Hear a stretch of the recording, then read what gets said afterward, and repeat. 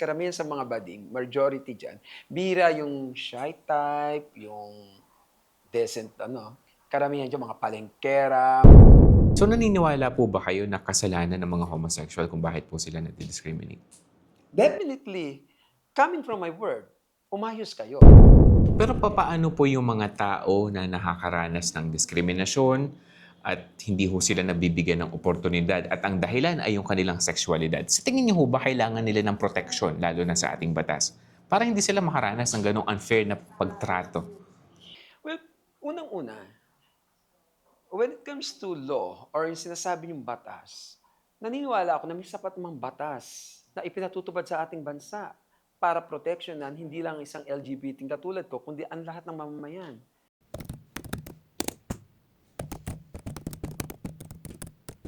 Maligayang pagsubaybay po sa inyo at makakasama pa rin po natin ngayon si Mr. Eduardo at ngayon po ay ipapaliwanag niya sa atin kung bakit sa kabila ng kanyang pagiging kabilang sa LGBTQIA+ community ay hindi siya sang-ayon na maipasa bilang batas ang SOGI Bill.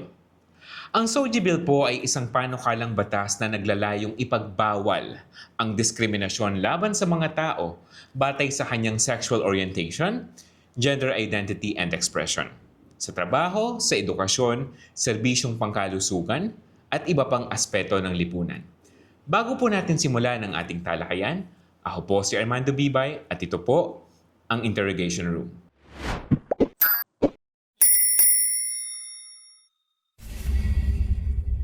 Bagamat kayo ho ay kabilang sa LGBTQIA+ community, naniniwala kayo na may mga bagay na o may mga limitasyon ang karapatan at pribilehiyo ninyo bilang homosexual. Ang tanong ko ho sa inyo ay, sinubukan niyo po ba na pigilan yung pagiging homosexual ninyo nung kayo ay bata pa? Hindi. Mula nang isinilang ako, magkaroon ako ng kamalayan or awareness at to this very moment na kinakausap mo ko, wala. I live comfortable gay life, maayos. Wala akong traumatic experience na naranasan bilang isang bading. Although yung bully-bully, hindi rin ako nakaligtas dyan. So, in short, tinanggap niyo ho yung As pagiging. in, buong buo. Nung na-realize ninyo at nakapag-desisyon ho kayo na kayo ho ay isang homosexual, papaano po yung ginawa ninyong preparation? Especially, alam naman ho ninyo na pwede kayong mahusgahan, pwede ho kayong makaranas ng discrimination and bullying. Walang preparation, walang paghahanda. Like what I told you, consistent ako, namuhay ako, I just go with the flow. Hanggang sa tumanda ako, normal. Walang, huwag mo gagawin to, huwag mo gagawin, wala. Although ipinagbawal. Ako sarili kong decision to. Yung pagkakaroon ng involvement sa mga lalaki, yung relationship, yun talaga iniwasan ko, even nung bata pa ako. Up to this very moment. Siyempre, yung landi-landi, normal yan. Pero yung relationship, naging jowa or naging wala. And it's my choice. At bilang kayo po ay aktibong Katoliko, hindi ba kayo Yes. nakaranas ng panghuhusga sa inyong community? Wala sa simbahan. Pero, what do you mean husga?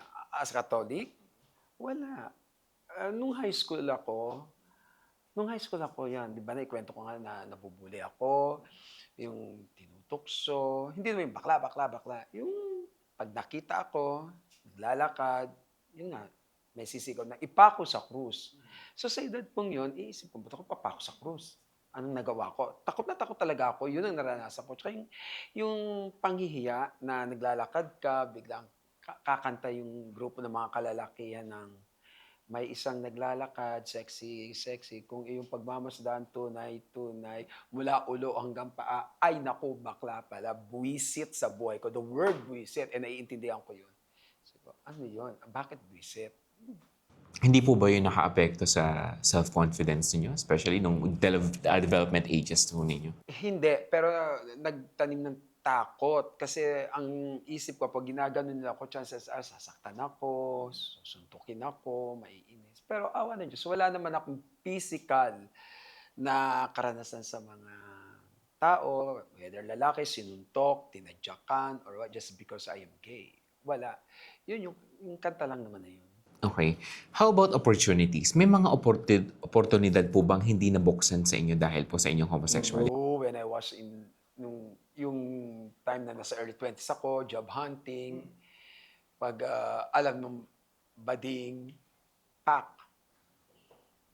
hindi ako tinatanggap. Pero maniniwala ka bang muntik na ako maging marine? Hmm. Kasi nag-apply ako, desperado makahanap trabaho, natanggap ako. So ano, pinroject ko lalaki ko. Kaya na sa screening, kuha akong marine. Nung mag-sink in sa'kin, akala ko marine is maritime. Nilink ko yung word na marine sa maritime na akala ko yung tinatawag nilang tik-tik-kalawang. I'm so desperate na makahanap trabaho, kaya nag-apply ako. Have I known na ang pinasok ko ay pagma-marine, bakit ako mag-a-apply dun? Kaya hindi ko masasabing although ang daming applicants, isa ako sa napili, yoon. Pero nung tinanong ko na, "Ano ba 'tong nature ng trabaho natin?" Sinabi sa'kin kunyari merong ano, gulo sa Mindanao, tayo pa pupunta. Anong gulo sa Mindanao? Yung ano tayo makikipaglaban? Nung nag-sink in sa'kin sunda, "Ano? Hindi puwede 'yan." Lumabas ang kabaklaan. So ayun, nagalit sa'kin yung pinaka-head, yung namili sa'kin, nung kinukuha ko yung documents ko, ginanon pa. Sinalya sa'kin. Sabi ko, "Sir, excuse me po kasi nagagalit ang nanay ko, hindi ayaw pong pumayag na." Nung na-sense niya, sorry siya, mahina siyang dumitik. O nung ma-sense niyang, nagalit, ginanon sa'kin yung ano, yung papers ko. Crayola ang akla. Okay, pero tulad yan, sa ganyang karanasan ho ninyo, technically, yan po ay discrimination. Obvious. Pero sa tingin niyo ho ba, maging particular ho tayo dito sa pagsusundalo. Sa tingin ho ba ninyo, dapat hindi i-consider ang mga homosexual na makapasok sa... No. No, walang hindi dapat tanggapin. Lalo na't buo sa loob at magagampanan ang trabahong pagmamarin. Wala. And ang alam ko sa ngayon, tanggap naman ng kabaklaan kahit sa kapulsan at militarihan. Dahil wag na tayo mag-plastic. May mga baklang pulis, may mga baklang sundalo. And have I known na tanggap pala ang bakla sa pagmamarin? Tutuloy ko 'yun dahil desperate nga ako maghanap ng trabaho, eh. Kaya lang ako umayaw kahit pasok na ako, yung isipan ko nga na 'pag nalaman nilang bading ako, gugulpihin nila ako do'n, pahihirapan. Yung takot na maaari kong danasin sa kanila dahil bading ako, yun ang isa sa main reason ba't nag-back out ako sa pagmamarin. Mhm. Pero papaano po yung mga tao na nakakaranas ng diskriminasyon at hindi ho sila nabibigyan ng oportunidad at ang dahilan ay yung kanilang sexualidad? Sa tingin niyo ho ba kailangan nila ng proteksyon lalo na sa ating batas para hindi sila makaranas ng ganong unfair na pagtrato? Well, unang-una, when it comes to law or yung sinasabi niyong batas, naniniwala ako na may sapat namang batas na ipinatutupad sa ating bansa para proteksyonan hindi lang isang LGBT katulad ko, kundi ang lahat ng mamamayan. So, ano pang batas ba bang kailangan para maprotektahan ng katulad ko? Wala naman eh. Nasa sa akin o sa mga katulad ko LGBT kung papaano kami maitatrato ng ayos ng gobyerno. Depende na lang yun sa amin ho.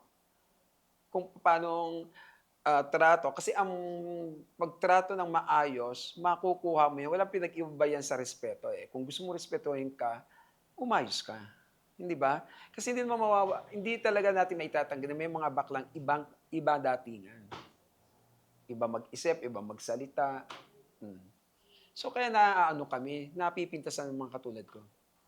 Walang batas na dapat anuhin, ipatupad o isipin o gawin bagong batas na ipatupad para sa amin. Umayos kami and we will live a peaceful life. So naniniwala po kayo na mayroon ng sapat na batas para pangalagaan yung mga taong na-discriminate lalo na nang dahil sa kanilang sexuality? Oo, dahil sa edad kong ito, 61 years old, I'm speaking for myself, pero siguro naman, pwede na rin itong i-apply sa lahat kasi nabuhay ako ng ganda. Again, wala nga akong trauma na dinanas. Bakit? Maaring sumunod ako sa batas, wala akong ginawang anuman labag sa batas, kaya nabuhay ako na maayos. Yun. Kaya ang pili ko, I am well protected even as I am a gay. Protektado ako ng bansang ito, ng mga batas na ipinatutupad dito. May kaya po ba kayong ibigay na specific na batas na pumoprotekta sa mga homosexual people na nade-discriminate dahil sa kanilang gender? Okay, kunyari, ininsulto ka, minura ka, sinaktan ka, you can sue them for physical at saka yung tinatawag na defamation. Oh, that's the batas. May nagmura sa'yo, may nanakit sa'yo, punta ka ng presinto, kasuhan mo. Oh, anong batas ang magpoprotekta pa sa'yo?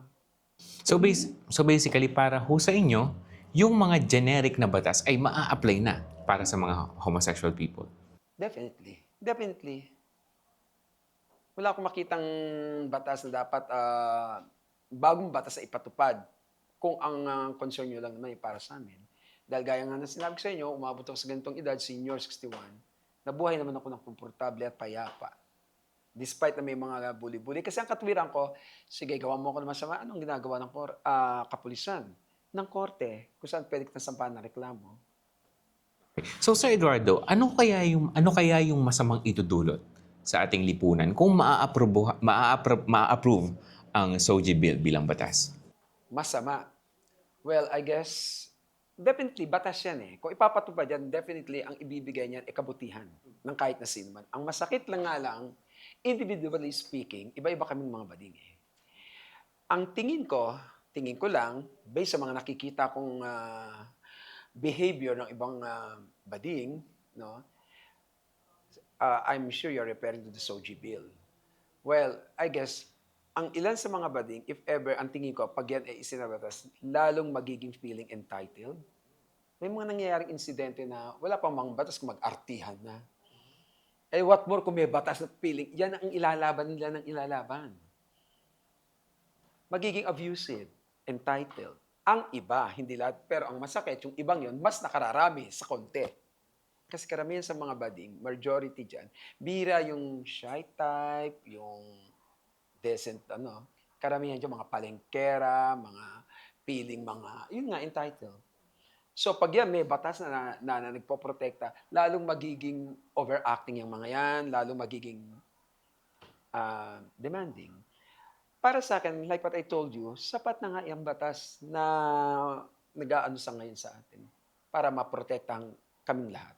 Even I, as a LGBT. Okay po. Sir Eduardo, sabi niyo kanina kung may ipapasa ang SOGI bill bilang batas, dadami yung mga quote-unquote entitled na mga Definitely. homosexuals. Kasi karamihan sa kanila ganun ang feeling, ganun magsiarte, ganun ang mga mentality.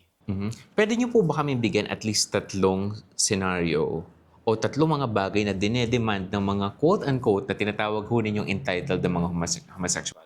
One of them is yung paggamit ng CR.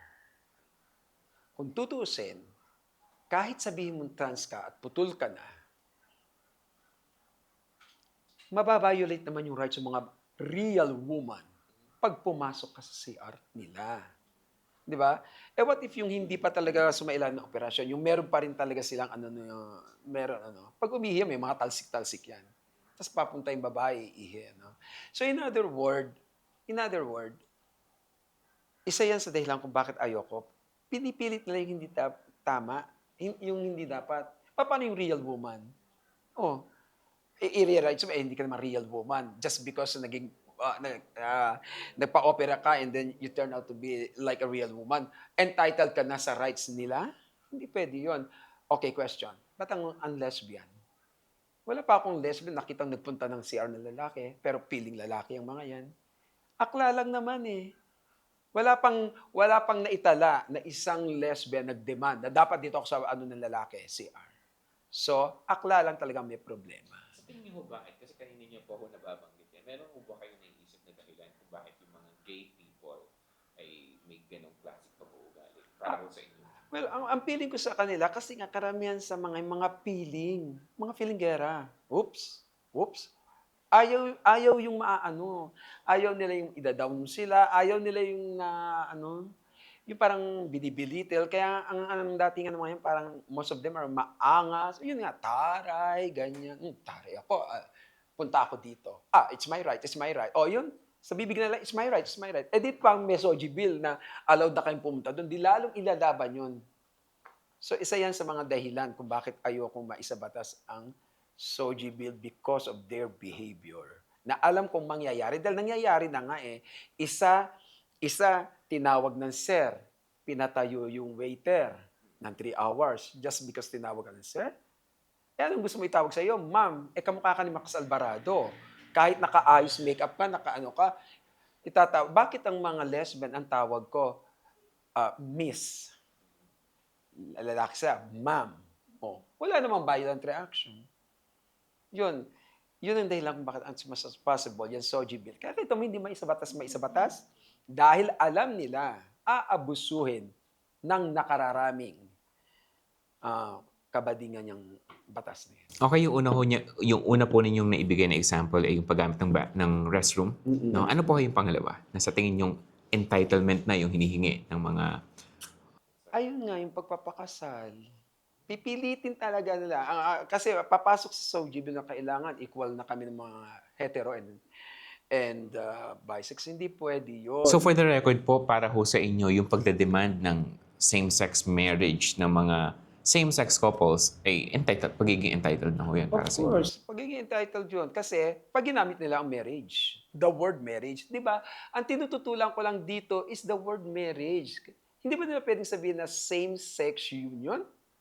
Kasi for me, and I'm sure sa sang-ayunan na nakararami, the word marriage is very sacred.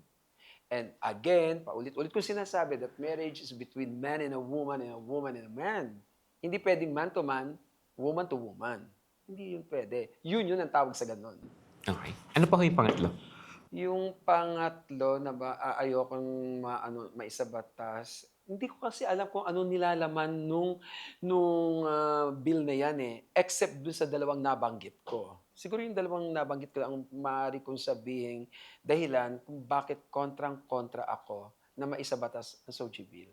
Okay, siguro quick overview lang. Actually, ang SOGI bill ay hindi lamang po para sa mga homosexuals. Ano ho? Ang SOGI bill ay pumoprotekta sa kahit na sinong tao na nagdi-discriminate o nakakaranas Okay. ng kahit na anong pang-aapi Okay. ng dahil sa kanilang gender. So for example, ako po ay isang straight na lalaki. No ho? Kung hindi ako pinapasok sa isang lugar na dapat sana ay may access ang normal na tao, pero dahil hindi ako pinapasok dahil ako ay lalaki, yun ho ang nilalayon ng... So it's not only sa LGBTQ. Okay, gaya ng sinabi ko sa iyo, hindi ba pag ang pili mo na violate ka, meron tayong kapulisan na pwede kang pagsumbungan, pagreklamuhan. Ayaw kang papasukin, nagalit ka, nagkaroon kayo ng confrontation, umabot ka sa panakit, di mag-ano ka. Kung yun lang pala, dahil ini-insist mo yung gusto mo, meron kang paraan para idaan ang reklamong yan. Yun. Sige, mag-enumerate ho tayo, no? I-check po natin one by one yung mga categories. Kung naniniwala po ba kayo sa equality ng lahat ng tao base sa kanilang gender? Una, naniniwala ho ba kayo na lahat ng kayang gawing trabaho ng lalaki ay pwede rin gawing trabaho ng babae? Ginagawa na nila, tulad yung pagiging pulis o bilang miyembro ng military. Di ba may mga babaeng nasa militar na rin? Except ang panganganak, yun lang naman hindi nagagawa ng lalaki ngayon. Pero lahat ng trabaho ng lalaki nagagawa na ng babae. Meron na rin babaeng mason.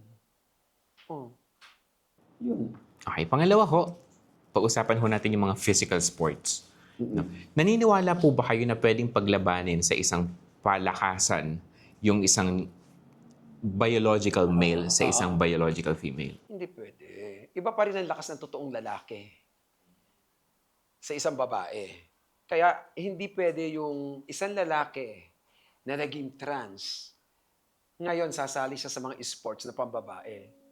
Talo agad ang babae nun. Paano po yung mga nag-transition na, yung mga nagtitake po ng hormones? Yung mga, katulad din ni Nancy Nabalta, di ba? But still, hindi nga sila biologically woman eh. Hindi pa rin sila pwedeng ituring na woman. And ang sports na ito ay pang babae lang, so hindi ka dapat sumali ka sa panlalaki pa rin. Kahit ganyan ang itsura mo. Hindi pwede. Kasi ibang-iba talaga. Iba ang totoong babae sa nagbababaihan lang. Ang last two questions ko po sa inyo, no? Una, ano ho yung maia-advise? I think kayo ho yung best person to answer this question, no? Ano ho yung pwede ninyong ipayo doon sa mga homosexual people na nakakaranas ng discrimination? Simple lang. Ayaw mo ma-discriminate ka, umayos ka. mula sa iyong pagkilos, pananalita, pananamit, and everything. Umiwas kang gumawa, magsalita ng mga bagay na mapipintasan o magiging dahilan para ikaw ay mapaaway. Dahil hindi ka naman, okay, granted na ikaw ang ginagaslight, yung ikaw ang, sila nagsisimulang mag-ano sa'yo, yung mang-inis para mag-react ka, gano'n. Anong gagawin mo? Umiwas ka lang. Ikaw pa rin ang makakagawa niyan. Walang pwedeng magsabi sa'yo. Yun lang yun. So, kung sabi niyo ho kanina na umayos sila para hindi sila ma-discriminate. So, naniniwala po ba kayo na kasalanan ng mga homosexual kung bakit po sila nadi-discriminate? Definitely, coming from my word, umayos kayo. Hindi kayo maayos, kaya na-discriminate kayo. A very good example, yung nangyari dyan kay Aura Brigada, whatever, sa isang disco. Tama bang mag-demand ka na ipakita mo yung nagpipilit ka? Well, anyway, eto is public naman to eh. Talagang naipakita na ano naman sa lahat. Yun ang isa sa paraan, dahilan kung bakit ayoko yung Soji Bill na yan. Yung mga katulad nila Aura na mga feeling entitled. For that particular incident lang, hindi ko sinasabi na gano'n ang behavior niya sa buong buhay niya. Yung particular incident niya sa disco na talagang angas-angasan siya na gano'n. Yun. Dahil sa inasa niya, sa inarte niya, napaaway siya, o ano ngayon? Anong respeto ang gusto mo? O, di ba, ang mga comments sa kanya sa mga todo-todo bashing? Nasa sa amin kung paano kami itatrato ng tao. Kung paano kami igagalang, kung gusto namin igalang, o ano. Ngayon, sa kabila na maayos kami at ginaganon pa rin nila kami, problema na nila yun, hindi ko na problema yun. For as long as hindi nyo ako sasaktan, walang magiging problema sa atin. Dahil doon lang tayo magkakaroon ng problema. Dahil kakasuhan kita, magkakaganon. Ikaw na rin mismo ang umiwas. Huwag nang masyadong, hindi naman karuwagan ng pag-iwas sa mga gulo, away, di ba po? Kasi talagang lapitin kami ng dahil yung mga actuation namin, arte namin. So lapitin talaga kami ng bullying, ng pang-aasar. Ngayon, ang huli kong pong tanong sa inyo, supposedly yes or no. Okay. Question lang to, Okay. pero mas maganda ho sana kung mapapatunayan ninyo. Okay. Sa panahon po natin ngayon, kung mag-observe tayo sa paligid natin, naniniwala po ba kayo na hanggang sa kasalukuyan ay oppressed pa rin ang mga LGBTQIA+ community members? Hindi. Why? Laganap na sila sa lahat ng aspeto ng trabaho, 'di ba? Hindi na sila nakakaranas ng discrimination. Ang karamihan sila successful pa nga sa mga field na pinasukan nila. And they are very open na.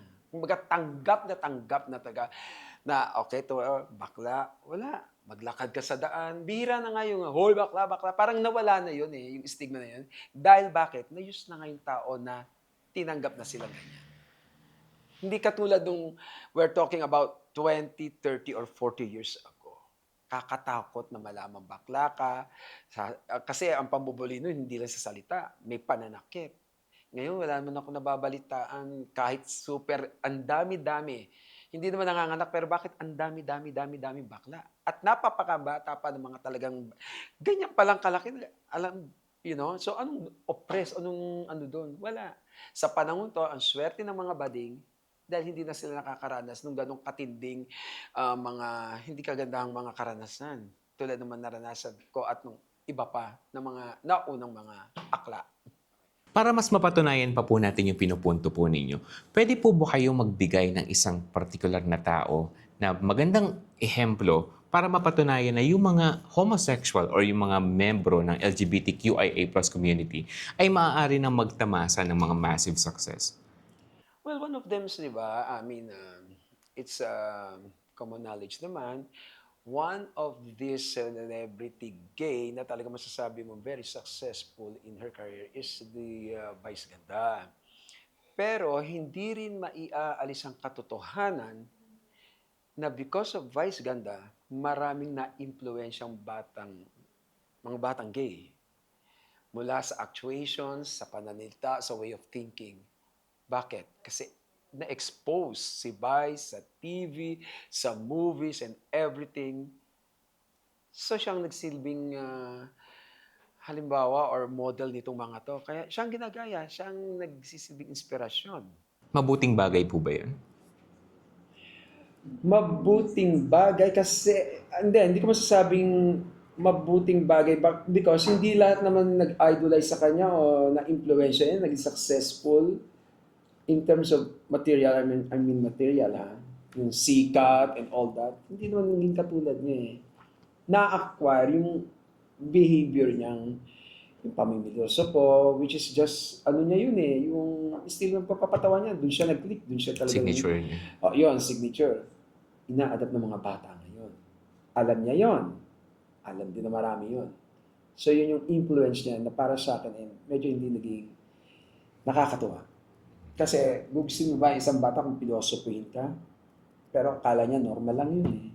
Sagot-sagutin ka na. Nalayo ka pa yung mentor niya nga si Aura. Yung artihan ni Aura yun, talino niya na-influence sa mentor niya. Mabuti sana kung si Aura naging kasing successful ni Vice, masasabi kong maganda siyang halimbawa. Paano naman yung katulad ni Aura na wala man nangyari sa karir? Dinagsapan ng kaluang ng mga pintas. Kasi ugali niya yun eh, na pinaniniwalaan ng mga tao na nakapanood siya na influenced by Vice Ganda. Pero hindi po ba parang nangyayari po kasi pag lumalaban, sasabihin natin entitled na sila. Kapag naman po nananahimik, parang nangyayari wala lang silang alam dun sa batas natin. Hindi po parang ang selective naman ang hearing natin kung gano'n. So ano pang ang batas? Considering na sa panahon to, tanggap na nga kayong lahat eh. Tapos may mga batas na nga tayo na magpoprotekta. What is that batas pala gusto ninyo? Maswerte nga ang mga gay sa panahong ito. Dahil tanggap sila ng society.